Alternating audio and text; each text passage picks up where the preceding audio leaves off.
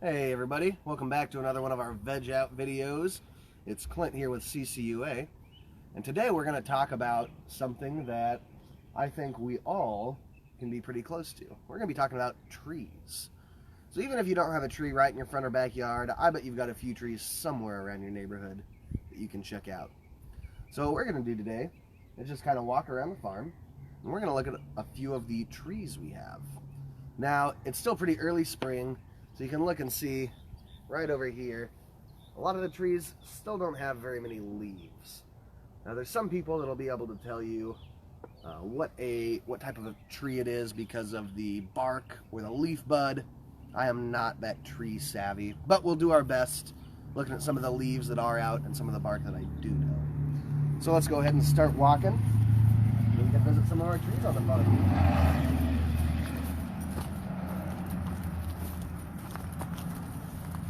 Now I don't know if we can zoom in and see this nice red pink tree over here. That is a redbud tree. We always recognize those in the springtime because of course they're a beautiful springtime red pink color. One of my favorites, and some people actually even eat them.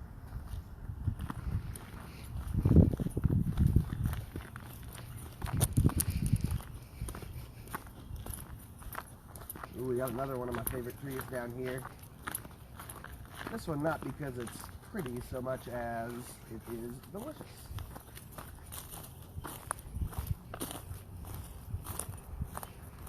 So this tree right here, this is a persimmon tree.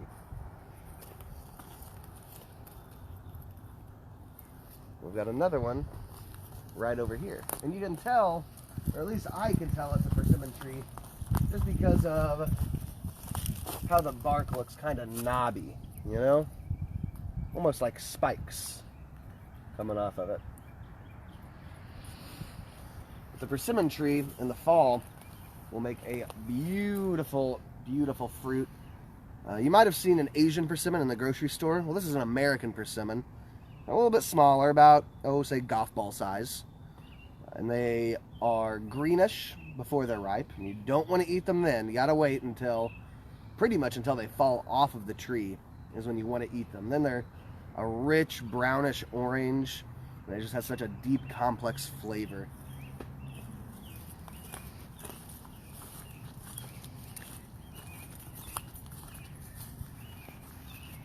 This is a hackberry. I do know that. This one? I think so. A hackberry here. Our camera person Saxon identifying this one for us. That is one that I did not know. You can see up top it's starting to leaf out, whereas the persimmon doesn't have any leaves on it yet.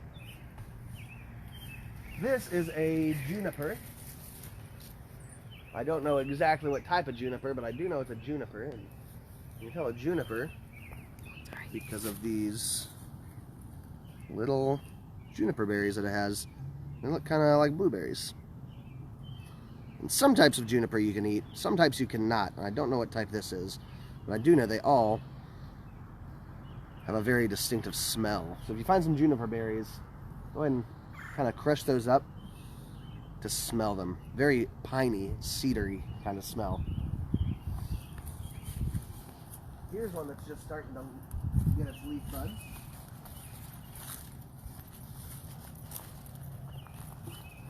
This one is a mulberry tree. Mulberries are another fruit tree.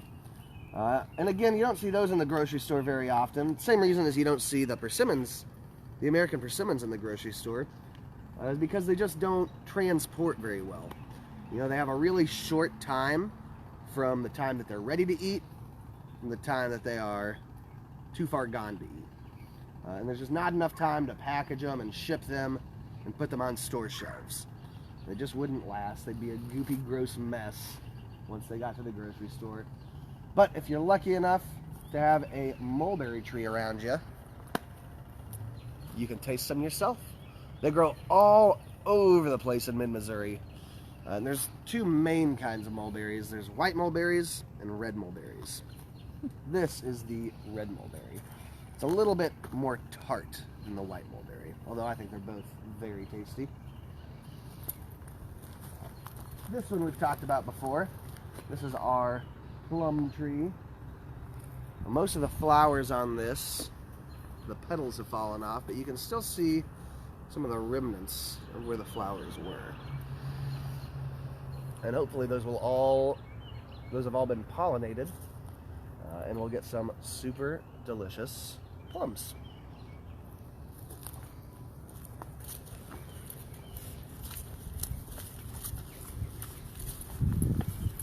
Not totally sure about this one.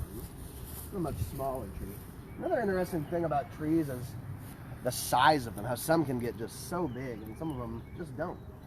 So one example are mulberries. Mulberry trees can get so tall. But some trees just don't get that tall.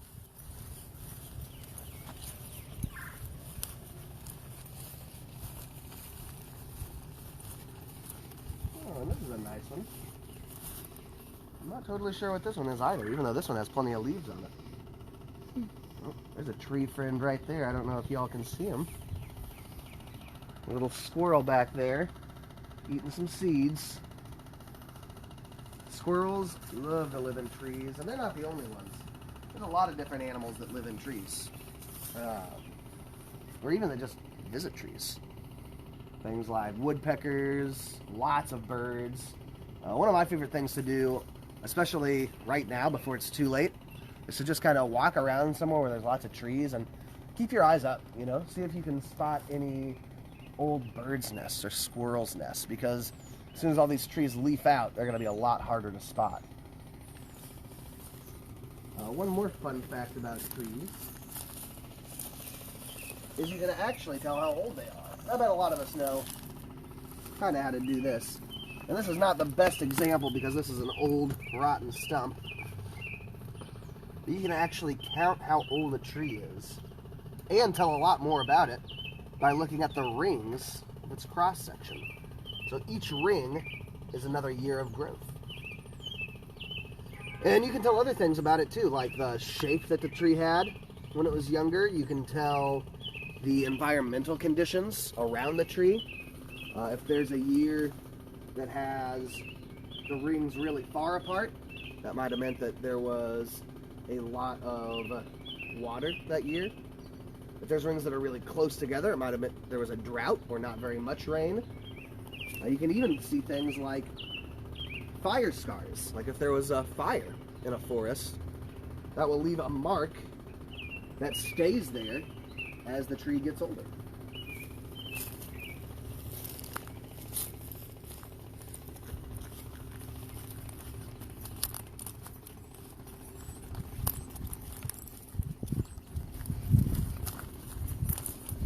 Got some lovely robins up in this tree.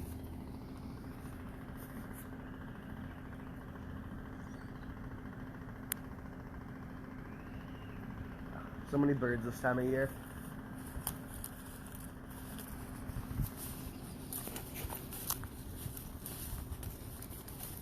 So you can't see this one, but it's under here. There is a fig tree. It has not started growing back yet. Figs like warmer weather, and this is about as far north as you can get and still grow figs. You could get a little farther north, because I think the one we're growing here is actually called a Chicago hardy fig. But here in just probably a month or so, we'll start seeing that grow back again.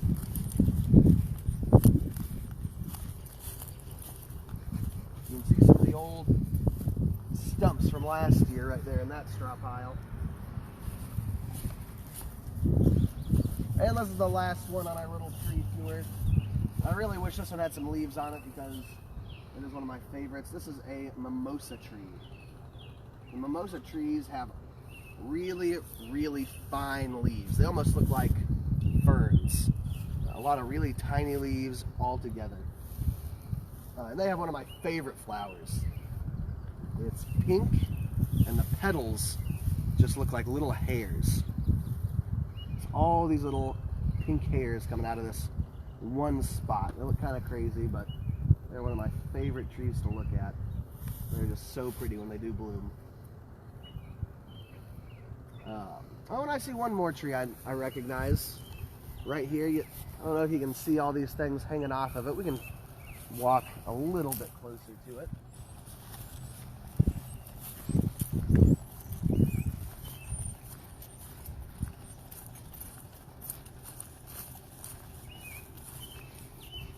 This tall one here, that is a Catalpa tree.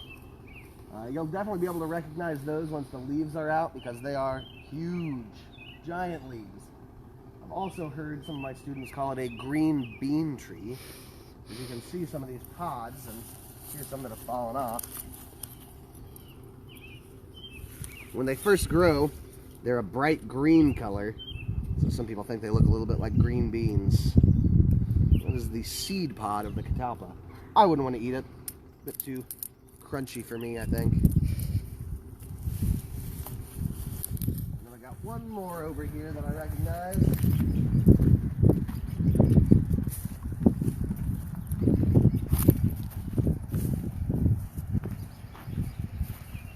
This is a black walnut tree. Oh, and look, maybe something's been eaten on this tree. All these little holes in it. Yeah, lots of those. Makes me wonder what that is. So the black walnut tree is interesting for a lot of reasons, but one of them is because, if I remember correctly, it is one of the most economically profitable trees in Missouri. Both for its lumber, because it's got really hard wood that grows, you can see here, it grows pretty straight for the most part. Now, not all of it, but you can get some really high quality lumber out of these trees. But also for the nut that it makes. A black walnut. Now, it's easier to recognize these when they first grow because they're a nice green color. And here's what the black walnuts actually look like, and you can see these have been nibbled on by a hungry squirrel. They got the actual nut outside of from the inside of the shell. But these are used for a lot of different things, and actually the biggest industry that uses black walnuts is ice cream. So if you've ever had black walnut ice cream, those walnuts may very well have come from Missouri. Alright friends, well that's all we've got for you today. Hopefully you had some fun learning about some interesting tree facts. I'd be curious to know what kind of trees are growing in your neighborhood, whether those are fruit trees, or deciduous leafy trees, or coniferous pine trees, evergreens. Who knows what kind of stuff you all have growing. And if you want some more information on trees, the Missouri Department of Conservation has a ton of great resources on identification and uses of different trees. So thank you all for tuning in. We will see you next week.